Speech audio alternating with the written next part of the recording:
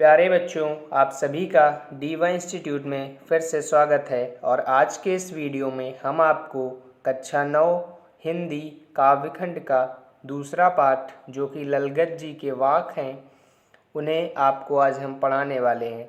सबसे पहले हम आपको इस पाठ की कवित्री जो कि ललगत जी हैं, उनके जीवन परिचय के बारे में कुछ बताते हैं। चलिए देखते हैं। ललगत जी कश्मीरी भाषा की लोकप्रिय संत का जन्म कश्मीर स्थित पामपोर के सिमपुरा गांव में लगभग सन 1320 में हुआ था।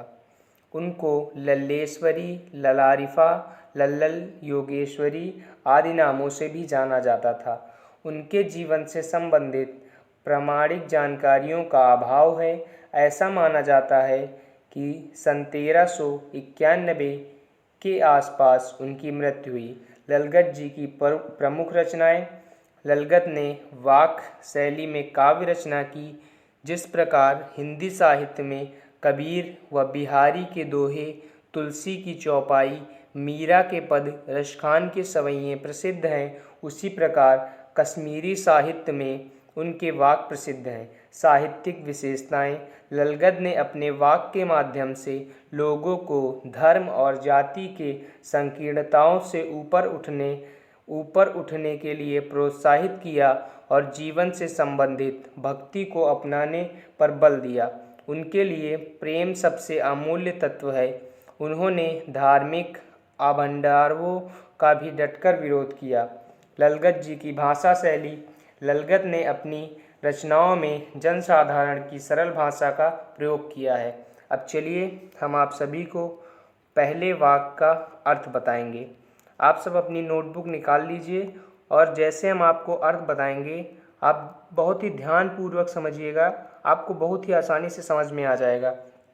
जैसा कि आपको इन वाक में प्रसंग भी लिखना रहता है। जो प्रसंग होगा वो सारे वाक, जो आपकी ये 4 वाक हैं, इन सभी के लिए जो प्रसंग होगा वो एक ही लिखना होगा। मीन्स जो एक प्रसंग हम आपको बता देते हैं, आप उसको नोट कर लीजिए, वही प्रसंग आप हर वाक के पहले लिख देंगे। अब चलिए हम आपको प्रसंग बताते हैं कि आपको इसमें प्रसंग क्या लिखना है। प्रसंग जो आपको लिखना है वो यह है कि प्रस्तुत पद्यांश हमारी पाठ्य पुस्तक क्षितिज के अंतर्गत संकलित कश्मीरी संत कवित्री ललगत जी की रचनाएं वाक से लिया गया है।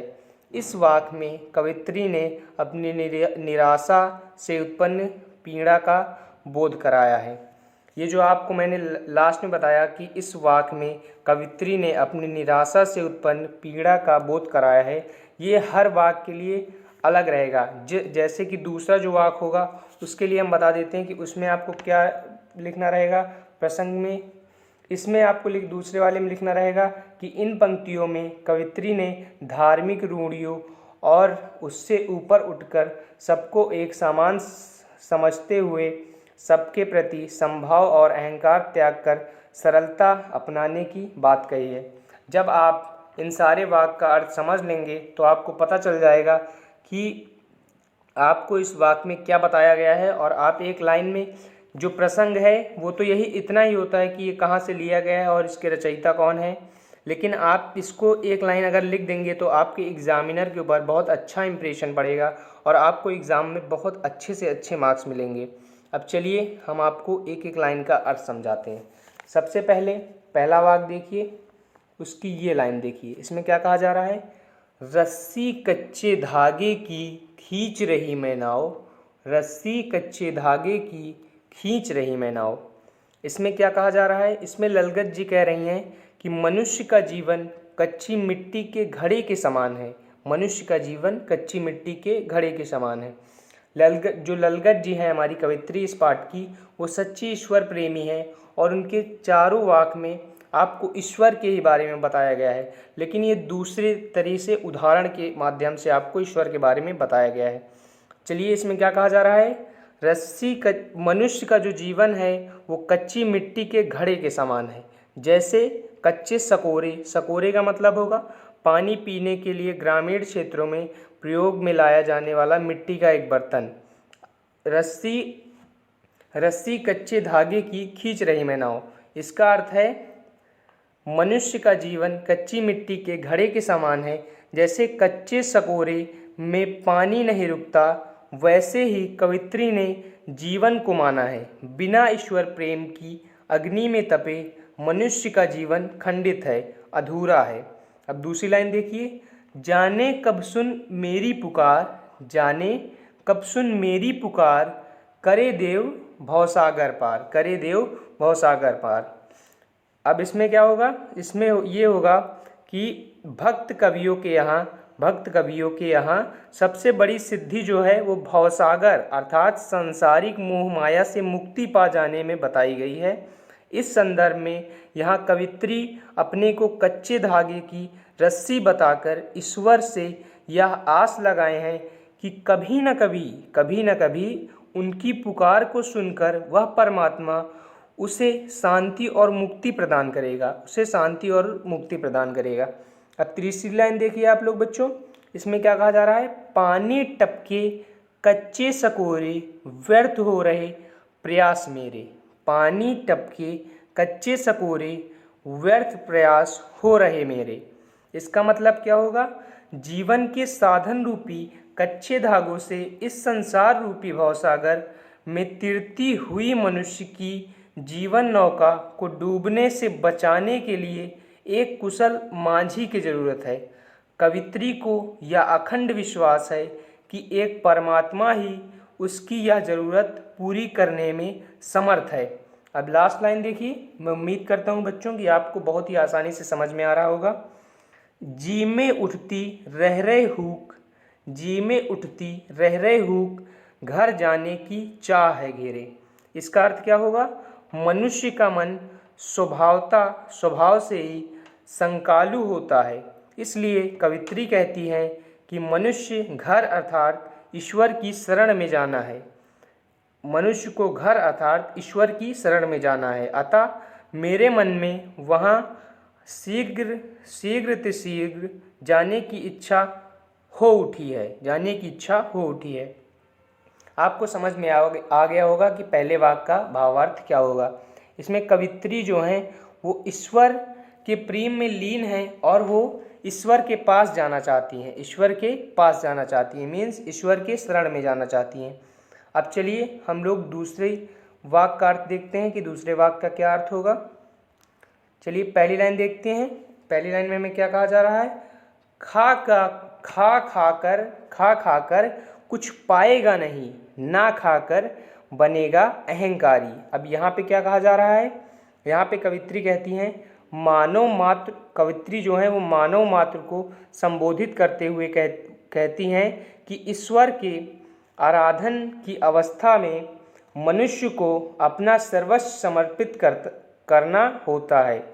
ईश्वर के जो प्रेम में है वो मनुष्य को अपना सर्वस्व जो है वो समर्पित करना होता है, ये कवित्री कह रही हैं। अब आगे देखिए, अतः ऐसा प्रतीत होता है कि जैसे कुछ प्राप्त ही नहीं हुआ, वस्तुतः ईश्वर की कृपा, उसका अनुग्रह सब पर समान रूप से होता है। पहली लाइन का अर्थ आपको समझ में आ गया। अब दूसरी लाइन में क्या कहा जा रहा है, ना खाकर बनेगा अहंकारी। लेकिन मनुष्य जब ईश्वर की अखंड सत्ता में भेद उत्पन्न करके उसे टुकड़ों में बांट देता है, तो वह अपने व्यक्तित्व और अपनी मान्यताओं को श्रेष्ठ और दूसरों को स्वयं से नीचे समझने लगता है। अब तीसरी लाइन का अर्थ देखिए, सम खा तभी होगा संभावी।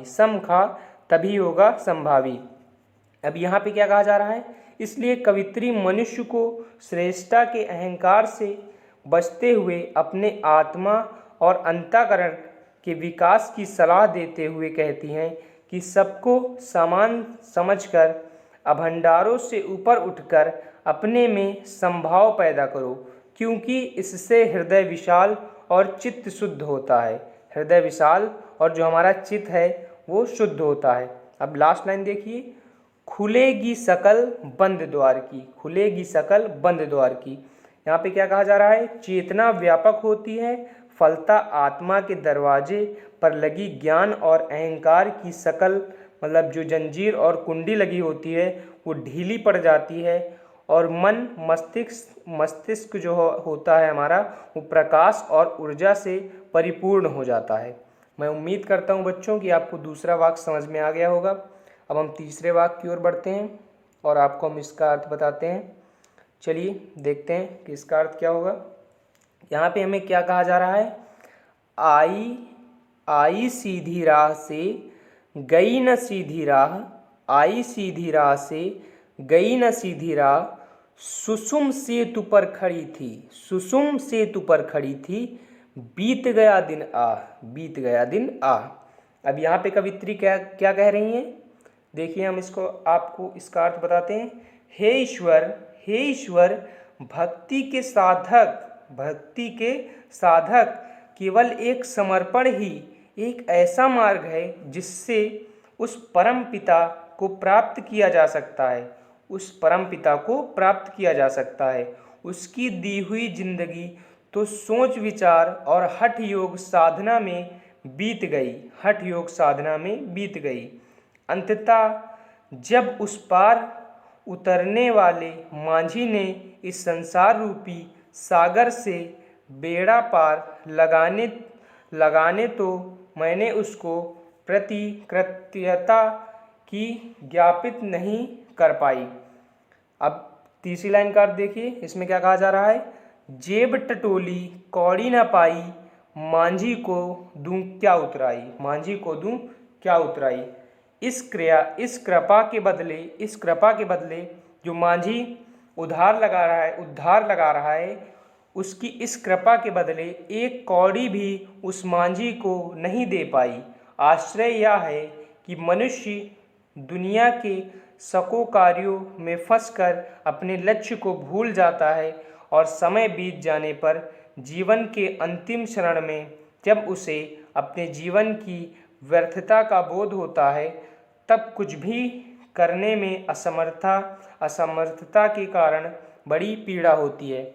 यहाँ पे जो ललगत जी हैं वो क्या हमें समझाना चाहती हैं कि जैसे कि जो हम मनुष्य होता है वो हमेशा जब से वो पैदा होता है वो सांसारिक मोह माया में लगा रहता है और जब उसका अंतिम समय आता है मीन्स जब उसका मन मतलब मृत्यु का समय आता है तब उसे ये लगता है कि मैंने तो अपने जीवन में कुछ किया ही नहीं। और जो उसे भगवान के पास ले जाने वाला जो मांझी होता है उसको देने के लिए उसके पास एक कौड़ी भी नहीं होती, मतलब एक कुछ भी नहीं होता और उसे लगता है कि मैं तो सारा पूरा जीवन जो है उसका वो सिर्फ सांसारिक मोह माया में ही उसका बीत गया। मैं उम्मीद करता हूँ कि आपको तीसरा वाक्य समझ में आ गया होगा। अब चलिए हम आपको लास्ट वाक्य समझाते हैं कि लास्ट वाक्य में हमें क्या कह रही हैं कवित्री। इसमें हमें क्या कहा जा रहा है, थल थल में बसता है शिव ही, थल थल में बसता है शिव ही, भेद न कर क्या हिंदू मुसलमान, भेद न कर क्या हिंदू मुसलमान। अब इसका मतलब क्या होगा, देखिए पहली और दूसरी लाइन का मतलब, प्रत्येक स्थान पर निवास करने वाला शिव तत्व अर्थात कल्याणकारी परमात्मा एक है। जो हमारा परमात्मा मीन्स भगवान है, जो शिव जी हैं वो हर स्थान पर निवास करते हैं और वो सिर्फ एक ही हैं, वो सिर्फ एक ही हैं। इसीलिए उसी की बनाई सृष्टि में हिंदू और मुसलमान का भेद कैसा। तो यहाँ पे कवित्री कह रही हैं कि जब ईश्वर हर जगह एक ही निवास करता है तो उसकी ही बनाई सृष्टि में यहाँ हिंदू और मुसलमान में भेद कैसा, हिंदू और मुसलमान में भेद कैसा। अब आगे देखिए, वास्तुतः हिंदू और मुसलमान दोनों एक ही हैं। वो कहती हैं कि वास्तव में तो हिंदू और मुसलमान दोनों एक ही हैं। अब आगे लाइन देखिए, इसमें क्या कहा जा रहा है, इस लाइन में क्या कहा जा रहा है, ज्ञानी है तो स्वयं को जान, ज्ञानी है तो स्वयं को जान, वही है साहिब से पहचान, वही है साहिब से पहचान। अब इसका अर्थ देखिए, यहाँ पे कहती हैं उनकी मनुष्यता जो है वो एक है, हिंदू और मुसलमान की जो मनुष्यता है वो एक है। ओ मानव, यदि तेरे अंदर ज्ञान है, यदि तेरे अंदर ज्ञान है तो तू सबसे पहले खुद को जान ले, सबसे पहले खुद को जान ले। और जिस दिन तू खुद को समझ लेगा, जिस दिन तू खुद को समझ लेगा, उसी दिन तू उस परमपिता की भी पहचान कर लेगा और उसका परिचित बन जाएगा। यहाँ पे कवित्री कह रहे हैं कि हे मनुष्य, अगर तू जानना ही चाहता है तो सबसे पहले खुद को जान, और जिस दिन तू खुद को जान लेगा उसी दिन तेरी उस परमपिता ईश्वर से क्या कहते हैं भेंट हो जाएगी, मतलब तू उसका एक परिचित बन जाएगा। मैं उम्मीद करता हूँ बच्चों कि आपको आज का यह हमारा वीडियो पसंद आया होगा। अगर आपको सभी वाक्य बहुत ही आसान तरीके से समझ में आ गए हैं तो आप हमारे वीडियो को एक लाइक ज़रूर करें, हमारे चैनल को सब्सक्राइब करें, जिससे कि आपको क्लास 10th CBSE बोर्ड की सभी सब्जेक्ट्स का जो सॉल्यूशन है वो आपको हमारे इस चैनल में मिल जाएगा। अगर बच्चों आपको हमारे वीडियो पसंद आ रहे हैं तो आप इन्हें अपने फ्रेंड्स के साथ शेयर करें, बेल आइकन को प्रेस करें। धन्यवाद।